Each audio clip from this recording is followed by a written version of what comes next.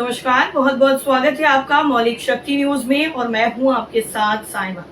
क्या आपको पता है कि ईरान के सुप्रीम लीडर का उत्तर प्रदेश से कनेक्शन है और उनका उत्तर प्रदेश से जो कनेक्शन है वो सुनने के बाद आप भी वाकई हैरान हो जाएंगे। तो क्या कुछ है पूरी कहानी और किस तरह से ईरान के सुप्रीम लीडर खामेनेई का उत्तर प्रदेश से कनेक्शन है, चलिए सब कुछ आपको डिटेल के साथ बताते हैं। दरअसल इजराइल ईरान के परमाणु और सैन्य जगहों के खिलाफ अपने सैन्य अभियान को तेज कर रहा है, ईरान भी कर रहा है और इस बीच में ईरान जवाबी कार्रवाई खूब कर रहा है। वहीं ईरान के सर्वोच्च नेता आयतुल्लाह अली खामेनेई एक बड़ा चेहरा बनकर उभरे हैं। उनके भाषणों, रणनीति और बयानबाजी पर दुनिया भर में कड़ी नजर भी रखी जा रही है। लेकिन खामेनेई से बहुत पहले इस्लामी गणराज्य के संस्थापक आयतुल्लाह रूहुल्लाह खुमैनी थे, जिन्होंने ईरान की क्रांतिकारी पहचान को आकार दिया। हालांकि दोनों का भारत से गहरा पैतृक संबंध है। तो बाराबंकी से खामेनेई का क्या संबंध है, चलिए बताते हैं। दरअसल खुमैनी और खामेनेई की कहानी उत्तर प्रदेश के बाराबंकी जिले के किंटूर गांव, जो शिया स्कॉलरशिप का सदियों पुराना केंद्र है, उसकी तरफ ले जाती है। यहीं पर खुमैनी के दादा और खामेनेई के पूर्वज सैयद अहमद मुसावी हिंदी का जन्म 1800 के आसपास हुआ था और बाद में वो इमाम अली की कब्र पर जाने के लिए 1830 में इराक के नजफ चले गए और आखिर में ईरान में बस गए। हालांकि उनका भारतीय मूल उनके साथ रहा और उन्होंने अपने नाम के एक हिस्से के रूप में हिंदी को बरकरार रखा। ये आधिकारिक ईरानी रिकॉर्ड्स में आज भी नजर आता है। इस्लामी गणराज्य ईरान के founding father Ayatollah Ruhollah Khomeini ईरानी इतिहास और रोजमर्रा की जिंदगी में एक शक्तिशाली मौजूदगी रखते हैं। बैंक नोटों पर उनके काले और सफेद चित्रों से लेकर तेहरान में उनके सुनहरे गुंबद वाले मकबरे तक उनका जिक्र है। लेकिन बहुत कम लोग जानते हैं कि उनकी जड़ें भारत, विशेष रूप से उत्तर प्रदेश के बाराबंकी के पास किंटूर में है। खुमैनी के दादा सैयद अहमद मुसावी हिंदी एक शिया मौलवी थे, जिनका जन्म 1800 के आसपास किंटूर में हुआ था। सरनेम हिंदी उनके भारतीय मूल को दर्शाता है। अहमद हिंदी ने 1830 में भारत छोड़ दिया और वो पहले इमाम अली की कब्र पर जाने के लिए नजफ गए और फिर इराक की यात्रा की और बाद में ईरान में बस गए। उनका परिवार मूल रूप से 18वीं शताब्दी में ईरान से भारत आया था। मुसावी हिंदी के धार्मिक आदर्शों और इस्लामी पुनरुत्थान के आह्वान ने रूहुल्लाह खुमैनी को गहराई से प्रभावित किया, जिन्होंने बाद में 1979 की इस्लामी क्रांति का नेतृत्व किया, जिसने शाह को उखाड़ फेंका। अमेरिकी एजेंसी CIA ने रूहुल्लाह खुमैनी के उग्र उपदेशों, बयानबाजी और मनमोहक लहजे को नोट किया, जिसने लाखों लोगों को संगठित किया। अपने दादा की आस्था और क्रांतिकारी भावना से प्रेरित होकर रूहुल्लाह खुमैनी ने ईरान को एक शिया मुल्क में बदल दिया और पश्चिम एशियाई भू राजनीति को नया रूप दिया। उन्होंने एक विरासत को आगे बढ़ाया जो चुपचाप उत्तर भारत के दिल में शुरू हुई। बता दें कि शिया इस्लाम के सबसे पवित्र शहरों में से एक नजफ में अध्ययन करने के बाद सैयद अहमद मुसावी अंत में ईरान के मशहद चले गए, जो एक प्रमुख शिया तीर्थ शहर और इमाम रजा दरगाह का घर है।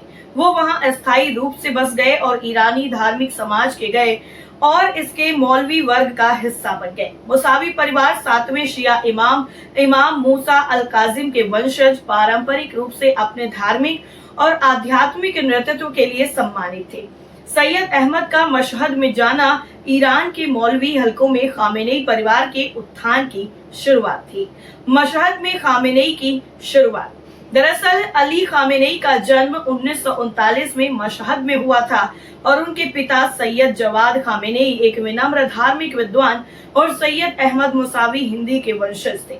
खामेनेई का पालन पोषण एक गहरे धार्मिक माहौल में हुआ, जो शिया धर्मशास्त्र, इस्लामी न्याय शास्त्र और क्रांतिकारी विचारों में डूबा हुआ था। हालांकि अली खामेनेई ने अपनी भारतीय विरासत के बारे में शायद ही कभी सार्वजनिक रूप से बात की हो, लेकिन उनके परिवार का नाम और भारतीय मिट्टी से वंशावली संबंध व्यापक रूप से स्वीकार किए जाते हैं। राज्य से जुड़े मीडिया सहित कुछ ईरानी स्रोतों ने भी इन जड़ों का उल्लेख ऐतिहासिक रुचि के बिंदु के रूप में किया है। वहीं दूसरी तरफ अगर हम बात करें ईरान और इजराइल के बीच में शुरू हुए संघर्ष की, तो सबसे बड़ी चिंता यही है कि इसका भारत और दुनिया भर के शेयर बाजारों पर क्या असर पड़ेगा। क्या इससे महंगाई बढ़ जाएगी? क्या इससे गैस और कच्चे तेल की कीमतें बढ़ जाएंगी? क्योंकि ईरान के पास तेल और गैस का बड़ा भंडार है। आपको बता दें कि 13 जून को जब इजराइल ने पहली बार ईरान पर हमला किया, तो उसके बाद से अब तक भारत के शेयर बाजारों पर इसका खास असर नहीं नजर आ रहा है। जैसे 12 जून को बॉम्बे स्टॉक एक्सचेंज पर सेंसेक्स 81,691.98 पर बंद हुआ था और पिछले 5 दिनों में 3 कारोबारी सत्रों में ये लगभग उसी स्तर पर बना रहा और मंगलवार को 81,583 पर बंद हुआ। यानी दोनों देशों के बीच में लड़ाई शुरू होने के बाद सेंसेक्स सिर्फ 108 अंक यानी 0.13% ही गिरा। तेल भंडार का 12% हिस्सा ईरान के पास। जी हाँ, यूएस एनर्जी इंफॉर्मेशन एडमिनिस्ट्रेशन यानी EIA के मुताबिक 2023 तक ईरान के पास दुनिया भर के तेल भंडार का 12% हिस्सा था और ये वेनेजुएला और सऊदी अरब के बाद तीसरा सबसे बड़ा हिस्सा है। ईरान के पास रूस के बाद दुनिया भर में दूसरा सबसे बड़ा नेचुरल गैस का भंडार भी है। 13 जून को जब से दोनों देशों के बीच में लड़ाई शुरू हुई है, कच्चे तेल की कीमतों में लगभग 11% की बढ़ोतरी हुई है। 12 जून को ये $67.34 प्रति बैरल से बढ़कर मंगलवार को लगभग $74.6 प्रति बैरल तक पहुंच गई। कई ग्लोबल फाइनेंशियल फर्म का ऐसा अनुमान है कि अगर ये संकट जारी रहता है तो तेल की कीमतें $100 प्रति बैरल को पार कर सकती हैं। अब फिर से उसी सवाल पर आते हैं कि तेल की कीमतों में बढ़ोतरी से भारत के बाजारों पर क्या असर होगा। एक्सपर्ट्स का मानना है कि इसके पीछे वजह भारत की अच्छी आर्थिक स्थिति, महंगाई का नियंत्रण में होना और ईरान के साथ कोई विशेष महत्वपूर्ण व्यापारिक संबंध न होना है। हाँ, ऐसे में हालात में चिंता बढ़ सकती है जब इजराइल ईरान के तेल प्रतिष्ठानों को निशाना बनाए, जो उसने अभी तक नहीं किया है।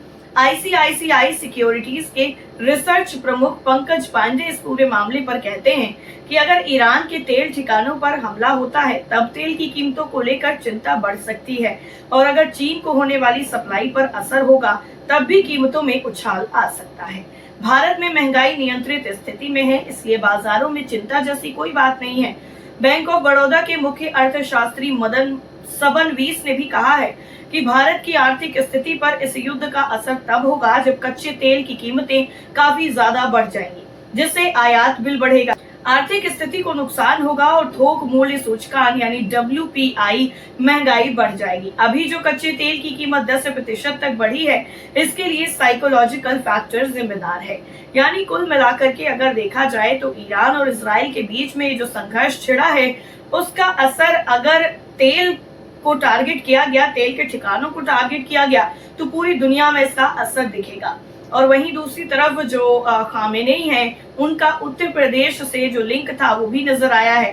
तो अभी देखना ये होगा कि क्या ईरान और इजराइल का ये जो युद्ध है वो किसी भी तरीके से रोका जा सकता है या फिर जो एक दूसरे पर आरोप प्रत्यारोप का दौर शुरू हुआ है, जो एक दूसरे पर हमला करने का दौर शुरू हुआ है, वो लगातार ऐसा ही चलता रहेगा।